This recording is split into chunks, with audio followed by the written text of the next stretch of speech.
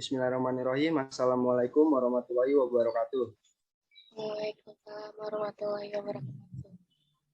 Di Zoom ini saya sebagai Sekjen Rolik dan teman-teman saya yang didampingi oleh Mas Diana Riko, Feby Valentin akan mempresentasikan individualisme, kolektivisme, dan kepribadian.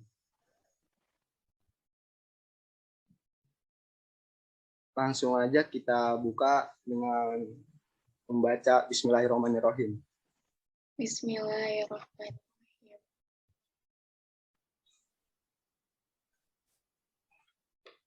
Dengan budaya yaitu dipresentasikan dengan saya sendiri.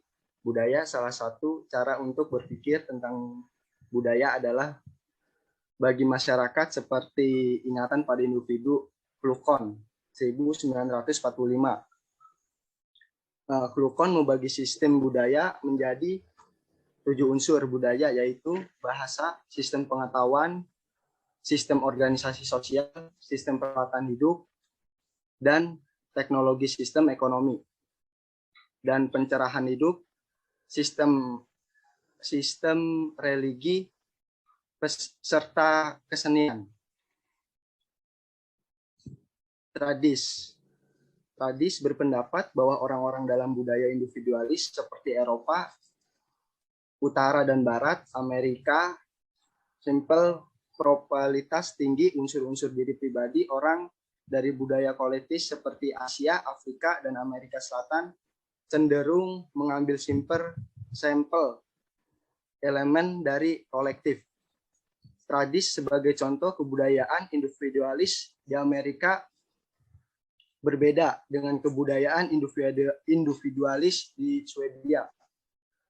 Budaya individualis kolektif terbagi menjadi dua, yaitu horizontal dan vertikal. Seseorang yang memiliki skor yang tinggi pada dimensi vertikal cenderung menerima ketidaksertaan dan menekankan prestasi, status, hierarki, dan perbandingan dengan orang lain dan kompetensi antar level di dalam sebuah kelompok.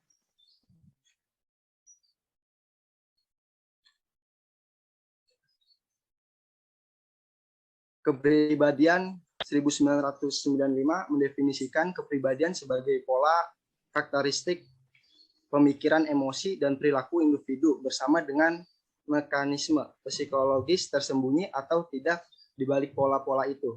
Cara untuk membahas kepribadian adalah bahwa itu adalah fungsi kognisi, emosi, dan kebiasaan yang diaktifkan ketika situasi merangsang. Ekspresi mereka umumnya menentukan penyesuaian unik individu terhadap dunia. Jadi Vander menjelaskan bahwa orang tidak dapat dikatakan sama walaupun dengan dirinya sendiri. Kenapa demikian? Karena pada teorinya Vander menghubungkan pada teori tentang hakikat lainnya. Dan yang selanjutnya akan dijelaskan oleh Marjana Rifo. Waktu dan tempat kami persilakan. Jadi kolektivisme itu dalam budaya kolektif biasanya orang-orang tuh saling bergantung dengan kelompoknya seperti keluarganya, suku, bangsa, dan lain-lain. Jadi mereka orang-orang yang kolektivisme itu selalu mengutamakan tujuan dari kelompoknya. Pembentukan perilaku mereka juga berdasarkan dari norma kelompok, dari budaya kelompok, dan dari cara berperilaku dalam yang telah ada pada kelompoknya. Nah, orang-orang dalam budaya kolektivisme ini juga sangat memperhatikan hubungan antar kelompoknya. Jadi nilai-nilai kolektivisme ini sangat dibutuhkan dalam lingkungan kerja. Nah, tugas yang saling berkaitan antar anggota itu kan akan, kalau misalnya orang yang bekerja sama, gotong royong gitu misalnya, itu kan akan mempermudah pekerjaan. Jadi sifat-sifat itu tuh sangat dibutuhkan sama dari organisasi atau dari perusahaan tempat kerja. Nah, tanpa adanya sikap tersebut, maka anggota organisasi hanya akan peduli dengan tugas individunya. Lalu munculnya sikap kolektif ini juga akan mampu meningkatkan kinerja organisasi. Jadi kinerja organisasi itu akan bagus karena kan jalannya bersama-sama. Jadi mereka karena saling menyemangati, saling satu sama lain tuh saling kuat gitu ikatannya. Nah, namun sikap kolektif ini juga mampu memberikan dampak buruk bagi organisasi, bahkan kontraproduktif terhadap kinerja organisasi. Misalnya, kalau misalnya sifat kolektivisme yang tersebut bertentangan dengan nilai-nilai universal atau bertentangan nilai dari budaya kolektif pada budaya mereka, maka mereka itu akan nggak produktif. Kayak misalnya adanya persekongkolan anggota organisasi. Jadi mereka satu organisasi bersekongkol biar mencapai tujuan tertentu. Misalnya ada satu kelompok yang dia tuh berencana pengen korupsi nih. Karena kan kalau misal korupsi biar duitnya banyak. Itu namanya persekongkolan, atau kayak udah deal-dealan kerjasama uh, yang gak bermanfaat atau merugikan banyak orang. Ya, lalu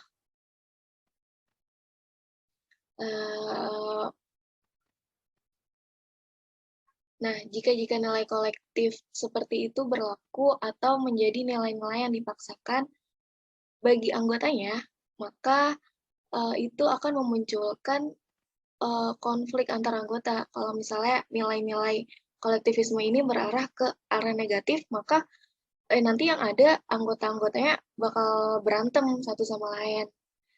Nah, jadi itu nggak baik.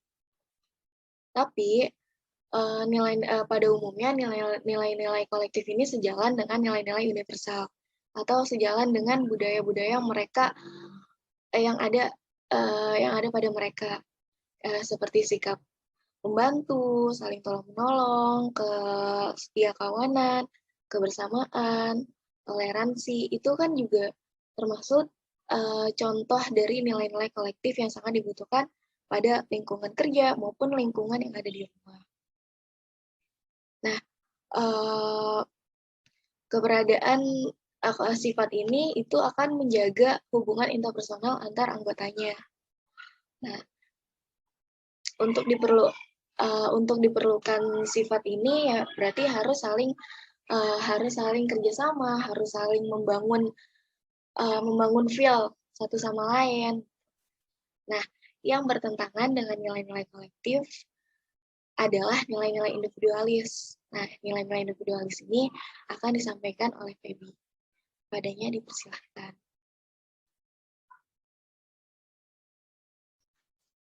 Selanjutnya ada individualisme. Dalam masyarakat individualis, orang-orang bersifat otonom dan independen dari kelompok sendiri. Ini mereka lebih mengutamakan tujuan pribadi mereka di atas tujuan kelompok mereka. Mereka berperilaku terutama berdasarkan sikap mereka daripada norma-norma kelompok mereka, dan teori pertukaran cukup memprediksi perilaku mereka. Nah, biasanya budaya individualis ini lebih dominan terjadi di masyarakat perkotaan. Gaya hidup orang-orang individual cenderung modernisasi, artinya gaya hidup yang pemikirannya lebih berkembang dan maju. Nah, karena pemikiran tersebut, mereka itu lebih sibuk duduk di luar rumah dibandingkan di dalam rumah yang cuma duduk-duduk diem tanpa ngelakuin apapun. Nah, dari sikap mereka yang kayak gitu, itu bisa kita lihat kalau mereka itu lebih suka hidup sendiri daripada berinteraksi dengan orang sekitar. Contohnya itu, nah misalnya kurang interaksi dengan orang lain, kurang interaksi kerja, teman. Kemudian, contohnya lagi ada kurangnya kepedulian terhadap kepentingan orang yang berada di sekitarnya. Contohnya bisa kita lihat dari kehidupan kita, itu masih banyak orang yang tidak peduli pada kondisi penumpang wanita atau orang tua yang seharusnya mendapat prioritas untuk duduk di transportasi umum. Individualisme dan kolektivisme sebagai tipe ideal seharusnya tidak diasumsikan bahwa setiap orang dalam budaya individualis memiliki semua karakteristik budaya ini, dan bahwa setiap orang dalam budaya kolektif memiliki karakteristik budaya tersebut. Sebaliknya, orang mengambil sampel dari struktur kognitif individualis dan kolektivis tergantung pada situasi. Nah, orang yang hidup individualis ini, menurut mereka itu hidup individualis itu lebih menguntungkan. Karena mereka itu hidup hanya untuk kepentingan diri sendirinya sendiri, bekerja dari pagi, bahkan pulang pun sampai pagi, sehingga mereka tidak sempat untuk berinteraksi dengan masyarakat sekitar, saking sibuknya dengan waktu. Pembahasan selanjutnya akan dijelaskan oleh Khalid. Varietas kolektisme dan individualisme vertikal dan horizontal. Ada banyak varietas kolektisme seperti halnya budaya kolektif. Misalnya kolektisme Korea tidak sama dengan kolektisme kibbutz Israel. Salah satu dimensi yang sangat penting adalah aspek horizontal vertikal. Beberapa budaya menekankan kesempatan, misalnya Australia, Swedia, kibbutzim, dan yang lainnya mengenakan hierarki, misalnya India, orang Amerika yang sangat kompetitif, yang ingin menjadi yang terbaik. Dengan demikian kita dapat mendefinisikan 4 jenis budaya. Horizontal, di mana orang ini ingin menjadi untuk melakukan hal mereka sendiri. Vertikal individualis, di mana orang ingin melakukan hal mereka sendiri adalah juga menjadi yang terbaik. Yang ketiga, kolektisme horizontal, di mana orang menggabungkan diri mereka dengan in-group mereka. Yang keempat, kolektisme vertikal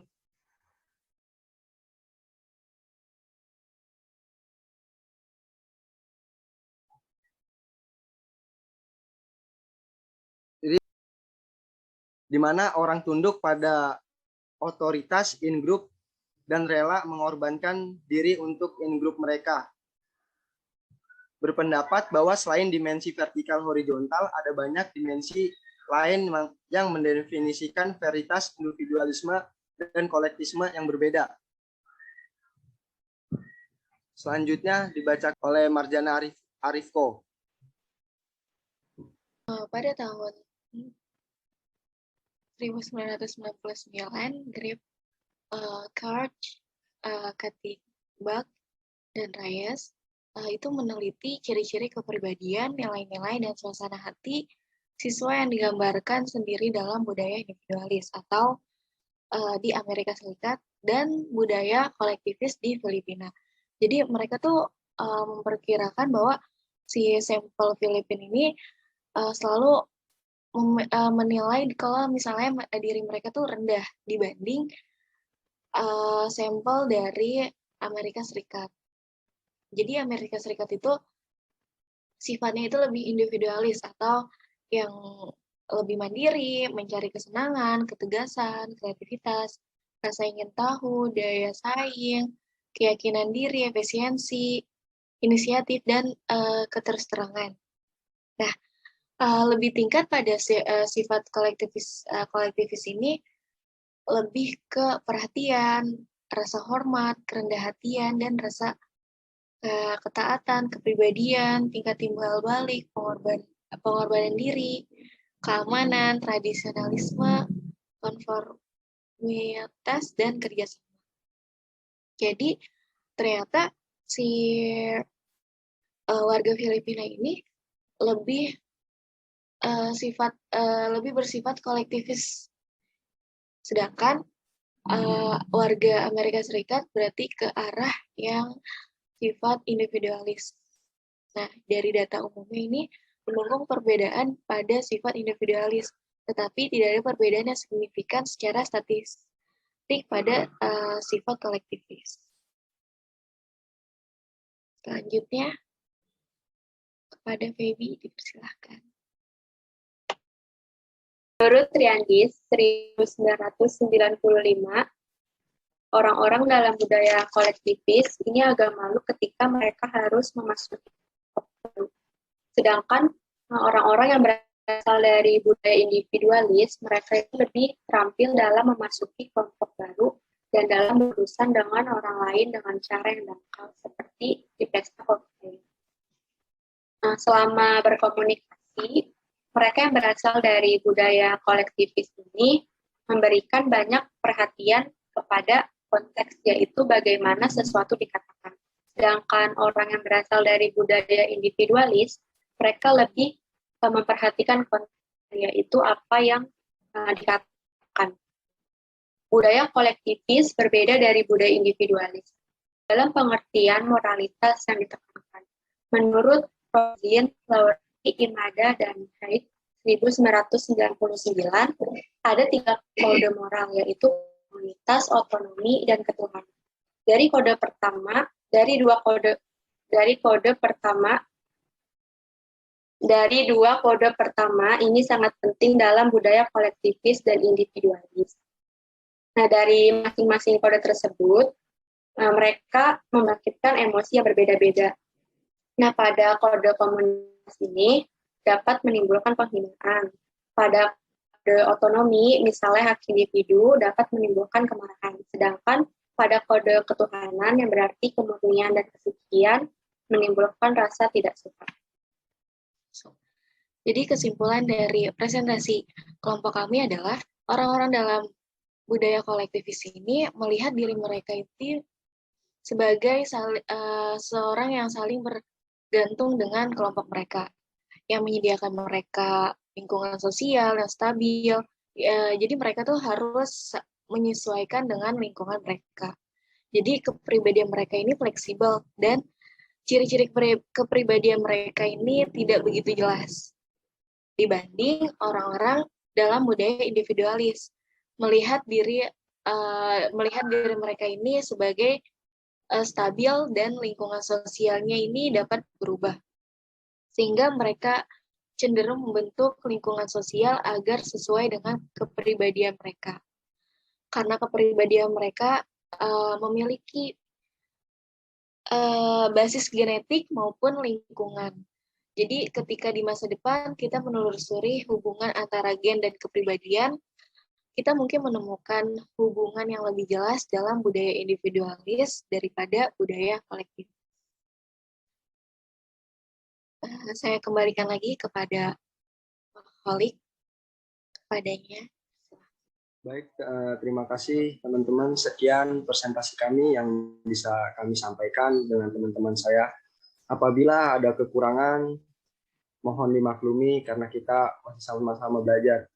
Dan apabila ada pertanyaan, silakan tulis di kolom komentar sebanyak-banyaknya kalau bisa. Karena kita akan sharing kembali.